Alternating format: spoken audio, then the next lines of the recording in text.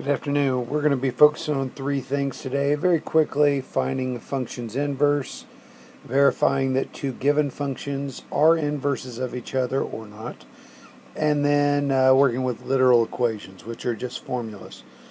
Find the function's inverse, quick and easy.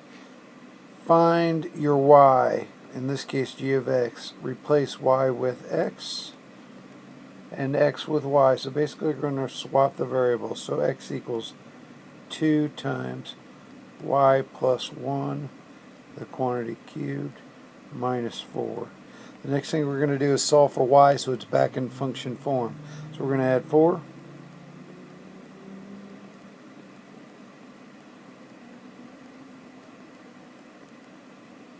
We're going to divide by 2. Could also take it times 1/2.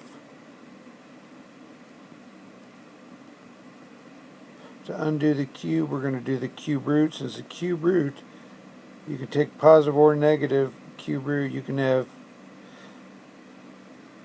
not have a plus or minus. Okay, so we're not going to deal, when we do that cube root, we're only going to do a positive cube root. Okay, so undo that scribble, and that's going to cancel our cube and leave y plus 1 equal to that cube root, and ultimately we'd have y equal the cube root of x plus 4, that quantity divided by 2, and then minus 1. So that's y equals, since a cube passes a horizontal and vertical line tests, g would have an inverse that is a function, so we can actually call it g inverse of x in function notation. Otherwise it would just be a relation rather than a function. So ultimately we have g inverse equals this cube root and then that minus 1.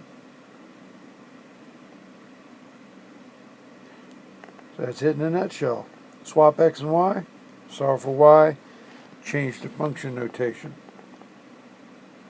Alright, so the next thing we're going to do is we're going to look at two functions. We are assuming they are inverses of each other. If they are inverses of each other, we should be able to do the composition of functions f of g of x and g of f of x, and both arrive at just x.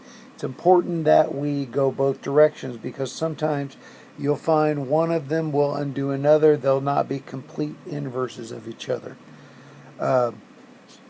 So with that in mind, because of domain restrictions, so with that in mind, we're going to start with f of g of x. So we're going to do f of g of x, and g of x is 3x plus 4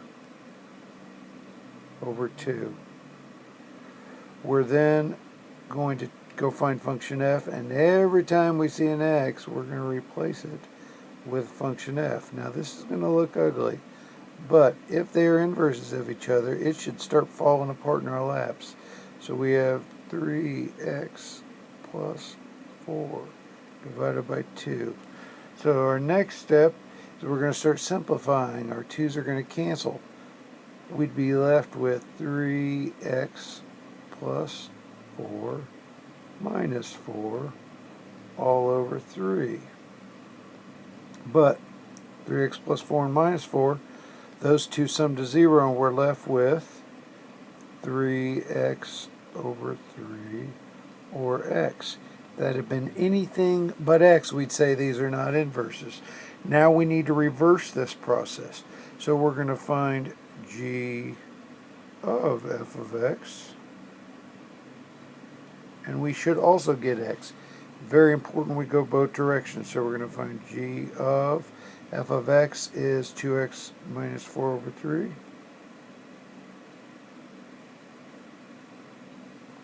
Oops. Okay, we're going to go and find function g, which is 3x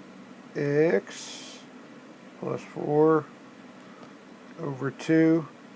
We're going to replace that x with 2x minus 4 over 3. We are going to start simplifying. It should start just falling apart in front of us. That's 2x minus 4 plus 4 over 2. We can see those are going to sum to 0 and leave 2x over 2, which is x. Bottom line, we verified that f of g of x and g of f of x both give us x back out. With that in mind, anything you fill in is going to give you that number right back out, so they're undoing each other, so they're inverses. If it's any other result, if you'd gotten x plus 2 instead of x, you'd simply say no inverses.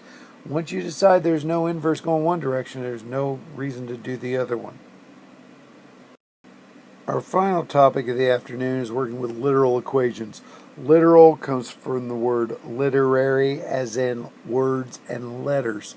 So in this case, a literal equation is basically a formula. It has pretty much all letters or a lot of variables. So in this case, we're going to solve for h, and you'll notice we have an h, in this case 2 h's, on one side of the equation. So since they're both h to the first, I have two separate terms that contain h. Terms, remember, are separated by addition or subtraction. We are going to see, since we can't combine those as like terms, we're going to see if we can factor out that h. So we're going to factor out an h. We do that, we'd be left with pi r squared plus 2 pi r in parentheses. Since we're solving for h, and h has been multiplied by that quantity, we simply need to divide both sides by that quantity. We'd add, so pi r squared plus 2 pi r.